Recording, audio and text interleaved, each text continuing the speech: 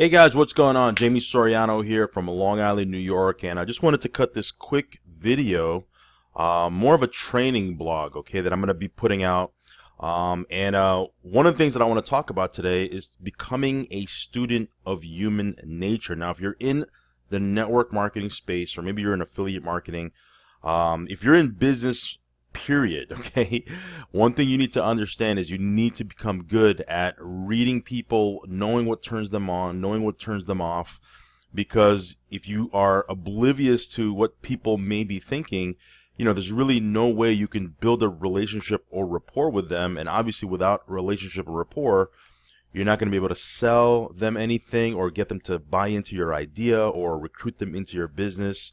Not that that's what you should be thinking about right out of the gate. But look, let's face it, if you're in network marketing, you're probably looking to, recruit more people into your business, right? Recruit new leaders, recruit new reps, whatever you want to call it.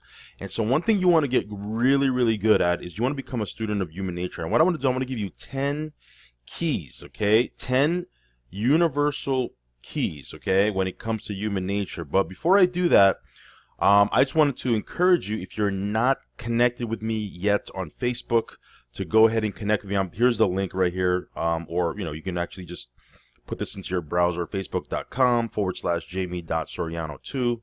A lot of people ask me, why do I have that? Because for some crazy reason, someone had Jamie Soriano already, right?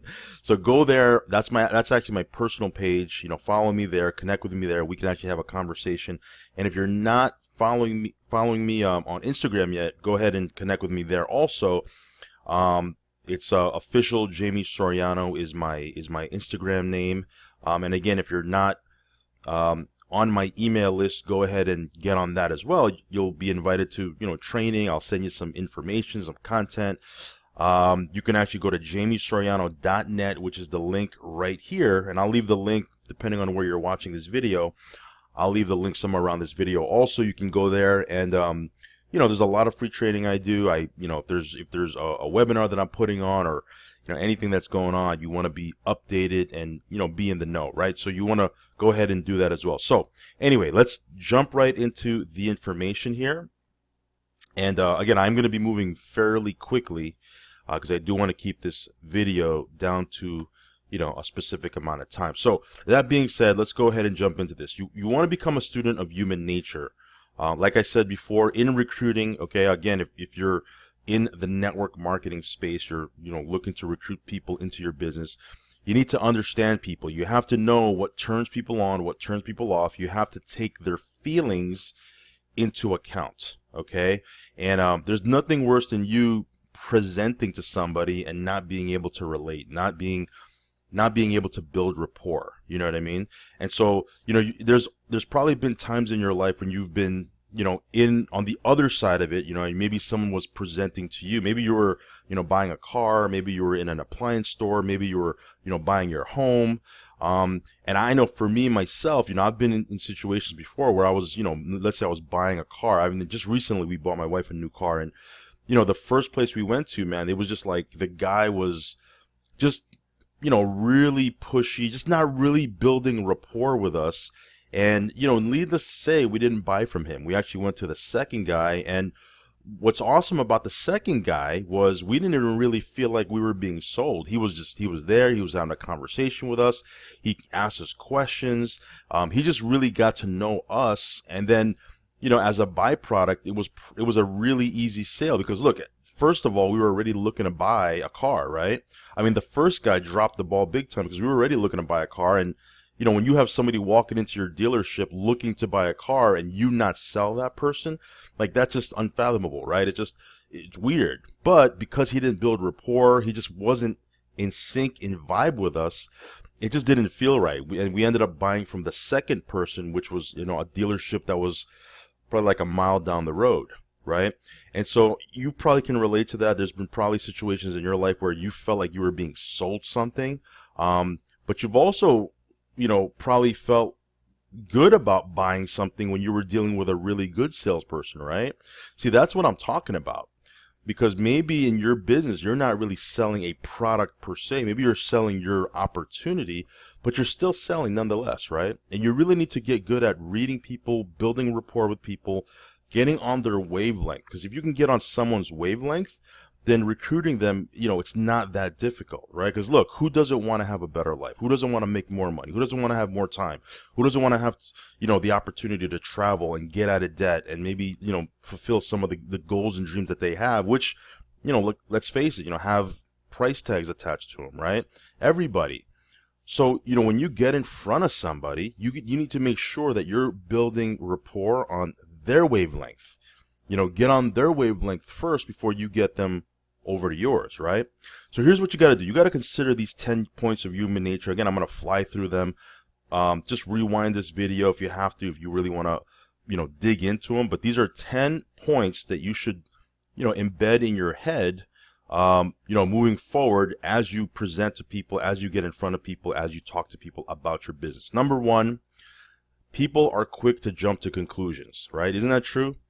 You've sat down with people, probably numerous times, and they thought your business was something until you really broke it down to them, and they said, you know what, I didn't know it was that, right? Like, I've sat down with thousands of people over the course of the last 18, like literally tens of thousands of people, maybe not all at once. Like, I've done webinars with 200 and 300 people. I've spoken in front of, rooms that had 1,000 people. Like, I've done all that, right?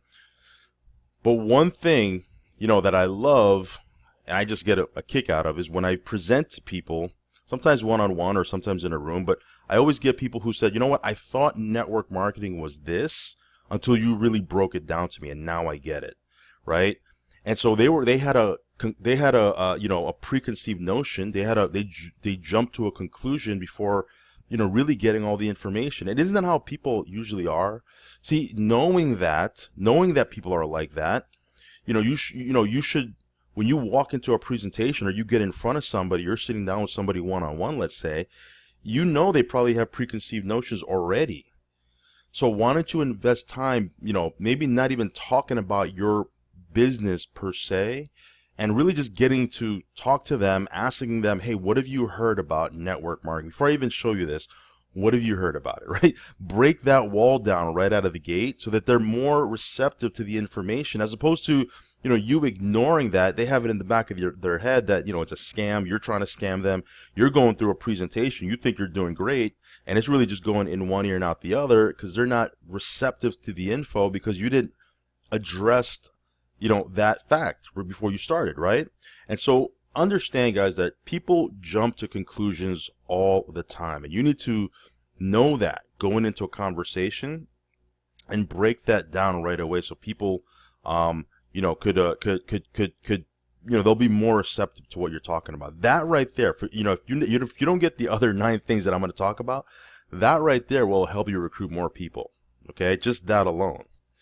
But let me move to number 2. Okay, second point about human nature is they're skeptical. People by nature, they're skeptical. Like, I'm from New York, right? And people out here, I mean, they are skeptical, right? I think people all over are skeptical, but in New York specifically, I mean, they are just like, you try to smile to somebody and say hello. I mean, they're looking at you like, okay, what are you trying to pull over on me, right?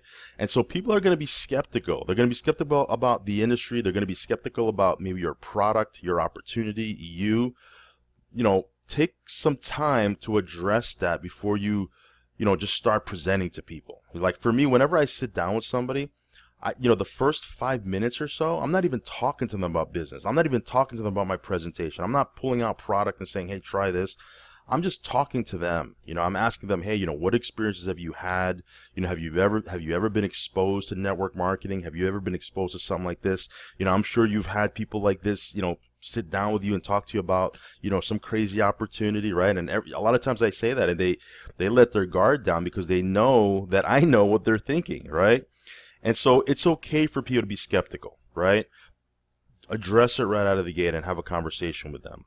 Now, again, if they're skeptical to the point that, no matter what you do, they're not going to listen, then, then that's okay, right? Allow them to be skeptical and you move on. And don't even, like, I've sat down with people the first 5, 6, 7, 8 minutes, and I just knew that they were just not going to, they were just not having any of it, right? So I said, look, I didn't even bother to present the business to them. I just said, hey, obviously, this is something that is probably not going to be up your alley. It's probably not going to be something for you. But hey, do you mind if I give you my number? Here's my link to my website. Go check it out. I'd love to have a conversation with you somewhere down the road. Is it okay if I follow up with you? But I wasn't going to sit there and spend 10, 15, 20, 30 minutes going through a presentation because they just were not, they were skeptical above and beyond, right? Now, not everybody's like that. You're going to have people that are maybe skeptical, but then you let them, you have a conversation with them early on and they drop their guard down. And some of the best people I've ever had in my business were skeptical at first. I was skeptical at first, right, of this industry. That's okay, right? Just address it and figure out if this person is still worth presenting to, okay? But guys, it's okay for people to be skeptical. Don't be discouraged. Don't be, don't let yourself get, all out of whack because people are skeptical. It's just the way people are, and it has nothing to do with you. Maybe they've gotten screwed or bamboozled, with some other deal. Something happened in their life that has nothing to do with you, okay? So don't take it personal. Number 3, and this is a big one, right? People procrastinate. They procrastinate. The spirit is willing, but the flesh is weak, right? People procrastinate all day long, okay? My kids procrastinate, right? When they have a homework or they have something that's going on, I'll find out the day before, right? And then all of a sudden they're like scrambling to get their homework done. That doesn't make them bad people. Now, I truly believe that procrastination is not conducive to success, okay? But people who procrastinate, it's okay. You know what I mean? It's normal, okay? So when you're dealing with people, when you're talking to prospects, or maybe people are in your business, right? They're already a rep inside of your team and you're coaching them and working with them. Look, just accept the fact that they're going to procrastinate. So that way you don't get all bent out of shape, frustrated, discouraged, okay? Now, you obviously want to coach people, out of that, or especially if they're in your business, you want to coach them to maybe stop procrastinating on certain things. But look, it's just human nature, okay? You might be the leader inside of your team, and I'm pretty sure you procrastinated on some things, right? Maybe not things that have to do with your business, but on some other things you probably do, right? It's just a matter of just placing value on something. When people don't have value placed on something, they're going to procrastinate. So people are going to procrastinate. Don't get beat up. Don't get discouraged. Just accept it and move forward, right? It's just the way it is. Number 4, people dream of success and wealth. They do. They absolutely do. I mean, even someone who's young in elementary school, they dream about what they're going to do in the future, right? They have, they dream about what they're going to be. They dream about things that they're going to accomplish, right? When people are sitting at work, a grown adult sitting at work, sitting in their cubicle, they're daydreaming. People that are riding the subway, they're daydreaming about, success and wealth. You'd probably dream about success and wealth. See, if you know that people dream of success and wealth, going into a conversation, that might be a good hot button for you to target. Once you build rapport, build a little relationship, get to know them a little bit, right? Move past some other skepticism. You might want to talk about their goals, their dream, not yours, obviously, right? Talk about what are some dreams and goals that they have? Are they on target to accomplish them? What has to happen for them to accomplish them? Like, one of the questions that I always ask people is, I say, hey, what are some of the goals and dreams that you have that, probably, will take money, right? Because of course, every goal and dream has money attached to it, right? And some of them will say, hey, I want to do this for my son, or do this for my daughter, or do this for my parents. I want to go ahead and do this for my wife. And I'll say, well, how much money do you think it's going to cost for you to do that? And they'll say, $20,000, $30,000, an extra $40,000, whatever, right? I get all different questions, or different answers rather. And then I just turn around and say, well, do you think you'll be able to accumulate that, right, by this time, X amount of time, whatever they said they wanted to do it, doing whatever it is that you're doing right now? And if I could show you how you can accumulate that much cash or that much savings, right, in X amount of time, would you be open to hearing about this opportunity, right? It's just a way to break down and get them a little bit more receptive, because I already know they're dreaming about success and wealth. Everybody does. Who doesn't, right? So that's another thing that you need to understand and accept. Number 5, human nature, right? People are naturally curious. They're curious. Now, how does this relate to you in network marketing, right? If you're a network marketer, well, you don't want to throw the kitchen sink at people. When you're inviting people to a webinar, inviting people to a call, Maybe you're inviting people to a live meeting, a live event, an opportunity meeting, whatever you want to call it, maybe a sit-down one-on-one. Don't give out all the information, because people are naturally curious, and they'll sit down with you, they'll get together with you, they'll jump on a call, jump on a webinar, just to find out some information. But if you throw the kitchen sink at them when you're talking to them, then there's their attitude is, why do I need to get together with you? You already gave me all the information, right? And so, play on the fact that they're curious. When you're talking to people about your business, don't give them all the information, okay? Just give them a little information that'll make them want to sit down with you and get the rest of the information, okay? And so people are naturally curious. They're naturally curious. Play on that. Number 6 is people don't think they can sell. I mean, the average person, now again, there's some people that are like super salespeople, right? I mean, they excelled at selling for whatever reason, but those people are few and far between, right? The average person, they don't think they can sell. They look at an opportunity, or they look at network marketing, and they say, well, this looks great, but I just can't sell.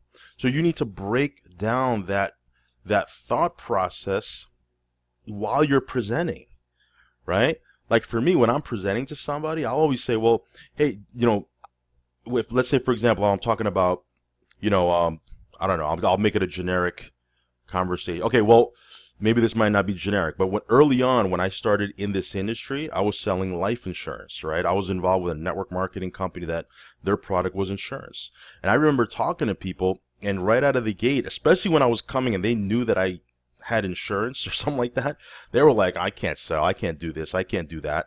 But I remember sitting down with people over and over and over, and I recruited tons of people. Tons.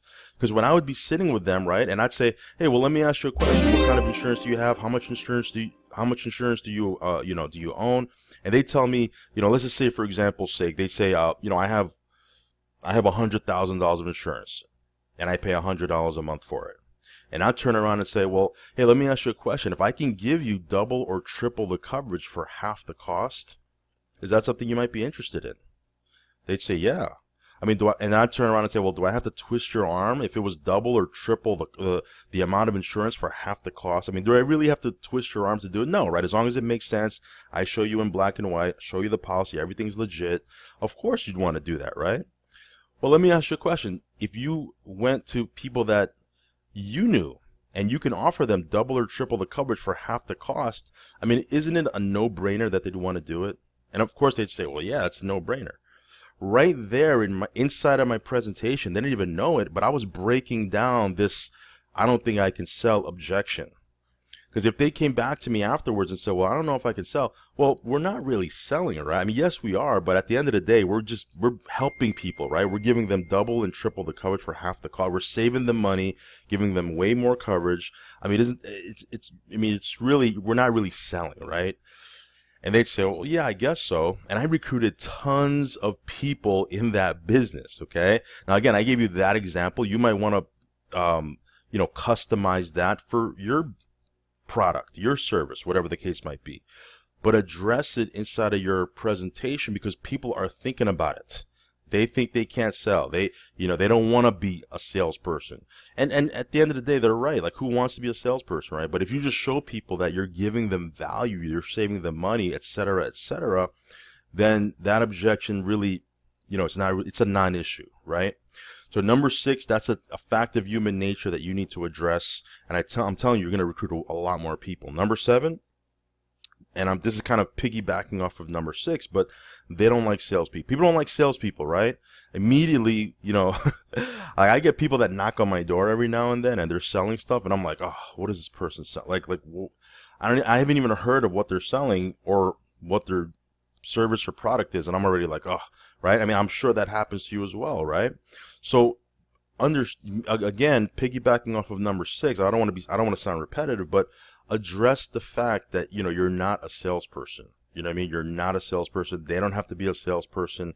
And that's the farthest thing that they have to be. And again, it might be their perception of salespeople. Like, I've had people say to me, well, I don't want to be a salesperson. I usually turn around and say, well, let me ask you a question. Have you ever bought something from somebody that you genuinely liked and you felt good about that purchase? And they'll say, well, yeah. Well, I mean, you like that salesperson, right? Well, yeah, because he helped me and he gave me some information, and he was saving me money. So it's really not that you don't like salespeople. You just don't like pushy salespeople that are trying to get you to buy something that you don't want or need, right? Well, yeah. Okay, well, if I can show you how you can help people and educate people and give them value and save them money and et cetera, et cetera, et cetera, then that's not big of a deal, right? And you can, and I address it that way. Now, again, you can address it whichever way you want to, right? But these are things that need to be addressed because it's sitting in back of people's minds, right? And if you want to recruit, like I'm pretty sure you've sat down with people and you give a killer presentation and they still didn't get involved. Well, of course, you got to go through the numbers, right? But sometimes, you just didn't address things that are sitting in the back of their head, right? That if you just had addressed it, you probably would have maybe done business with that person.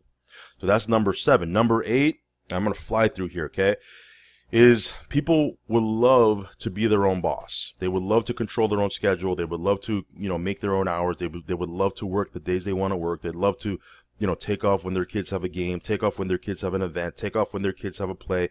They would love to control their own destiny. They just don't know how.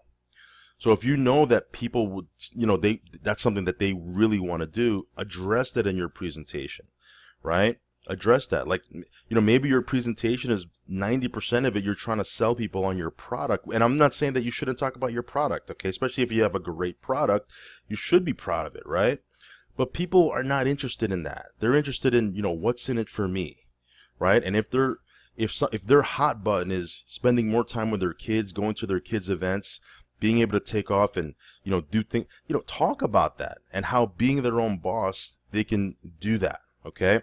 So that's number 8. Number 9 of human nature that you need to accept if you want to recruit more people and just, be a better connector is they would love to have a business of their own. People would love to have a business of their own. They would love to. Now, again, there's, you're going to have a few people that just love being an employee, right? I mean, it's just in their DNA that they just want to be an employee. But I know that there's a lot of people that are employees that would, if given the opportunity, right, they would love to go into business, right? They just don't know how. They just don't know, they don't have the capital. They don't know how, right? So number 10, people love to be they would love the opportunity to be in business, but they all doubt that they could or will. That's where you show them how your opportunity could potentially be the answer that they're looking for, can potentially be at least an option, right? That they could go in business. And instead of, $20,000, $30,000, $40,000, $50,000, $100,000, $1 million that they have to come up with, it's $500 or $1,000 or whatever the case might be. And you show them, an option, right? And if you know that the only thing stopping them from going into business, they just don't feel that they could. They feel like they don't have the capital. They feel like they don't have the know-how. They lack the training.